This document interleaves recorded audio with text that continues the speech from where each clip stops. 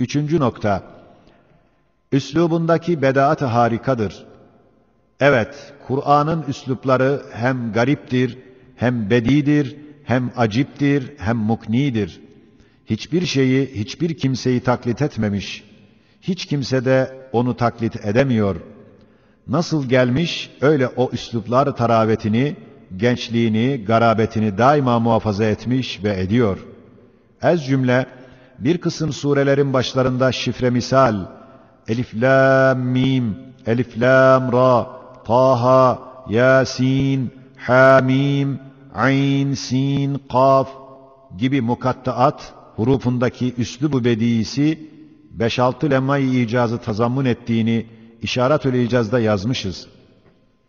Ez cümle, surelerin başında mezkûr olan huruf, hurufatın aksam-ı malumesi olan meçhure, mehmuse, şedide, rahbe, zelaka, kalkale gibi aksam-ı kesiresinden her bir kısmından nısfını almıştır. Kabili taksim olmayan hafifinden nısf-ı ekser, sakilinden nısf-ı ekal olarak bütün aksamını tansif etmiştir. Şu mütedahil ve birbiri içindeki kısımları ve 200 ihtimal içinde mütereddit, yalnız gizli ve fikren bilinmeyecek bir tek yol ile umumu tansif etmek kabil olduğu halde, o yolda, o geniş mesafede sevki kelam etmek, fikri beşerin işi olamaz. Tesadüf hiç karışamaz.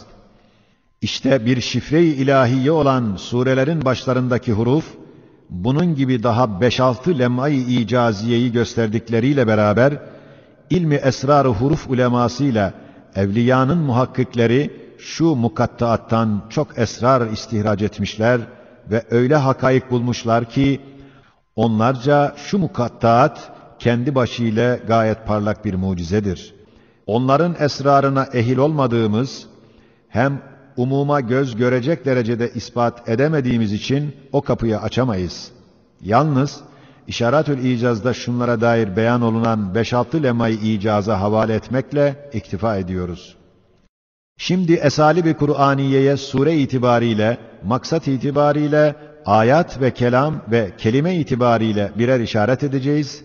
Mesela, Sure-i Amme'ye dikkat edilse, öyle bir üslubu bedi ile ahireti, haşri, cennet ve cehennemin ahvalini öyle bir tarzda gösteriyor ki, şu dünyadaki ef'al-i ilahiyeyi, asar-ı Rabbaniyeyi, o ahval-i uhreviyeye birer birer bakar, ispat eder gibi kalbi ikna eder.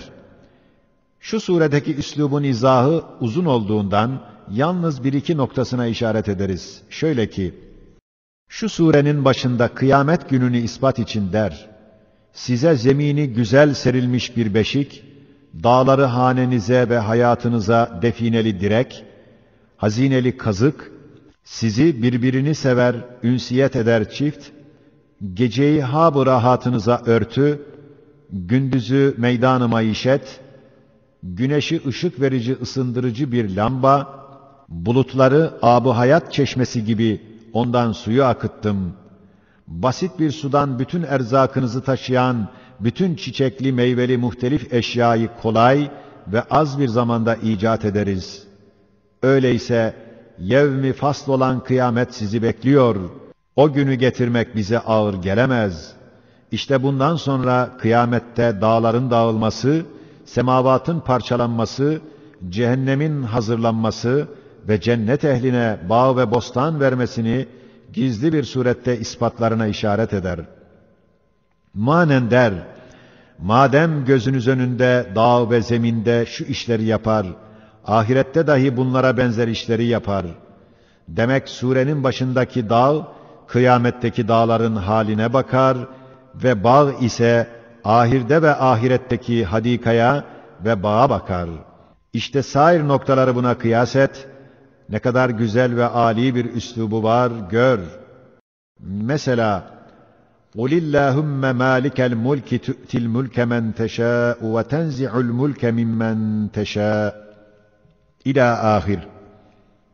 Öyle bir üslubu âlide beni beşerdeki şuunat-ı ilahiyeyi ve gece ve gündüzün deveranındaki tecelliyat-ı ilahiyeyi ve senenin mevsimlerinde olan tasarrufat-ı Rabbaniyeyi ve yeryüzünde hayat memat, haşir ve neşri dünyeviyedeki icraat-ı Rabbaniye'yi öyle bir ulvi üslub ile beyan eder ki, ehli dikkatin akıllarını tesir eder. Parlak ve ulvi geniş üslubu, az dikkat ile göründüğü için, şimdilik o hazineyi açmayacağız. Mesela, اِذَا السَّمَاءُ انشَقَّتْ وَاَذِنَتْ لِرَبِّهَا وَحُقَّتْ وَاِذَا الْأَرْضُ مُدَّتْ وَأَلْقَتْ مَا ف۪يهَا وَتَخَلَّتْ وَاَذِنَتْ لِرَبِّهَا وَحُقَّتْ. Gök ve zeminin Cenab-ı Hakk'ın emrine karşı derece-i inkiyat ve itaatlerini şöyle âli bir üslub ile beyan eder ki, nasıl bir kumandan-ı azam, mücahede ve manevra ve ahz-ı asker şubeleri gibi mücahedeye lazım işler için iki daireyi teşkil edip açmış, o mücahede, o muamele işi bittikten sonra o iki daireyi başka işlerde kullanmak ve tebdil ederek istimal etmek için o kumandan-ı azam o iki daireye müteveccih olur.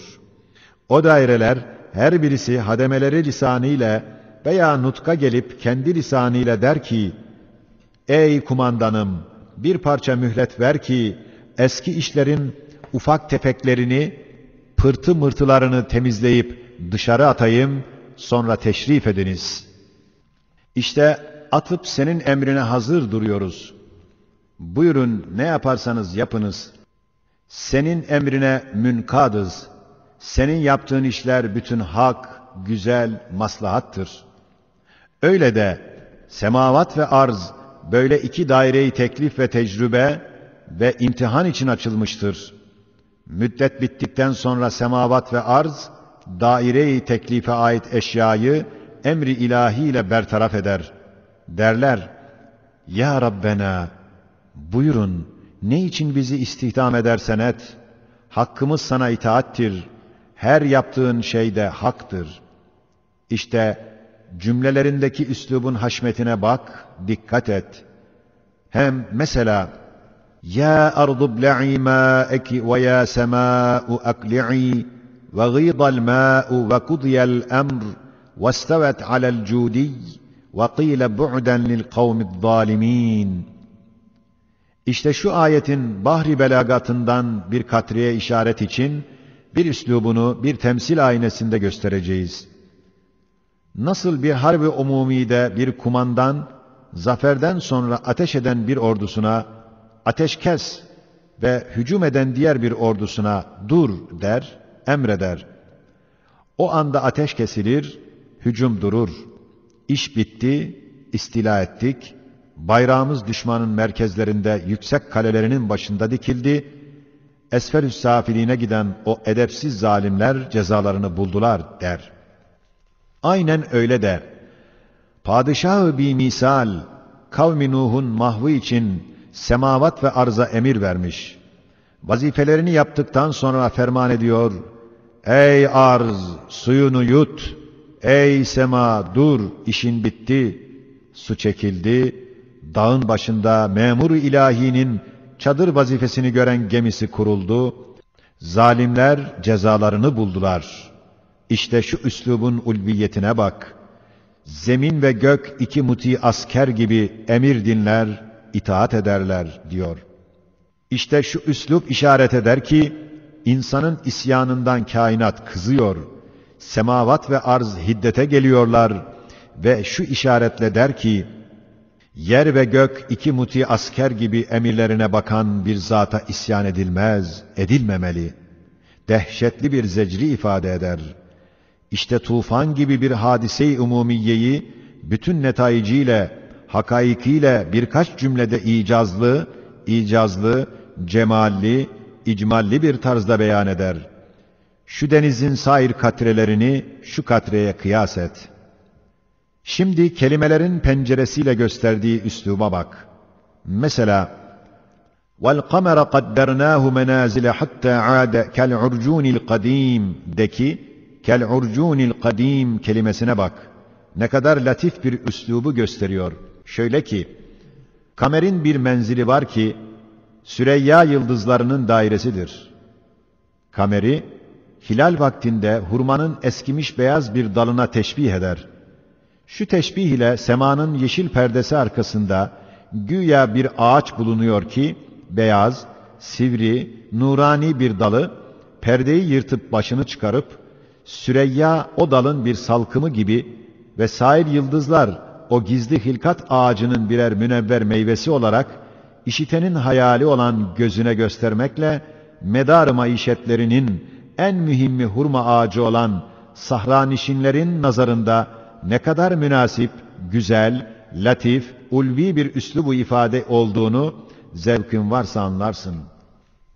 Mesela 19. sözün ahirinde ispat edildiği gibi وَالشَّمْسُ تَجْرِي لِمُسْتَقَرٍ لَهَا tecri kelimesi şöyle bir üslubu âliye pencere açar. Şöyle ki, tecri lafzıyla yani güneş döner tabiriyle kış ve yaz, gece ve gündüzün deveranındaki muntazam tasarrufat-ı kudret-i ilahiyeyi ihtar ile sani'in azametini ifham eder ve o mevsimlerin sayfelerinde kalemi kudretin yazdığı mektubat-ı samedaniyeye nazarı çevirir.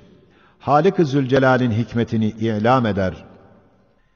وَجَعَلَ الشَّمْسَ سِرَاجًا yani lamba tabiriyle şöyle bir üsluba pencere açar ki, şu alem bir saray ve içinde olan eşya ise insana ve zihayata ihzar edilmiş müzeyyenat ve mat'umat ve levazımat olduğunu ve güneş dahi musahhar bir mumdar olduğunu ihtar ile sani'in haşmetini ve Halık'ın ihsanını ifham ederek tevhide bir delil gösterir ki, müşriklerin en mühim, en parlak mabut zannettikleri güneş, musahhar bir lamba, camit bir mahluktur.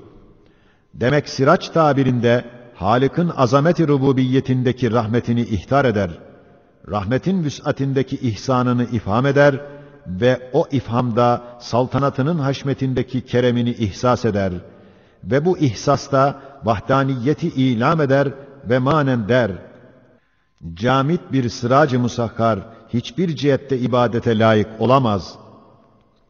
Hem cereyan-ı tecri tabirinde gece gündüzün, kış ve yazın dönmelerindeki tasarrufat-ı muntazama-i acibeyi ihtar eder ve o ihtarda rububiyetinde münferit bir sani'in azameti kudretini ifham eder.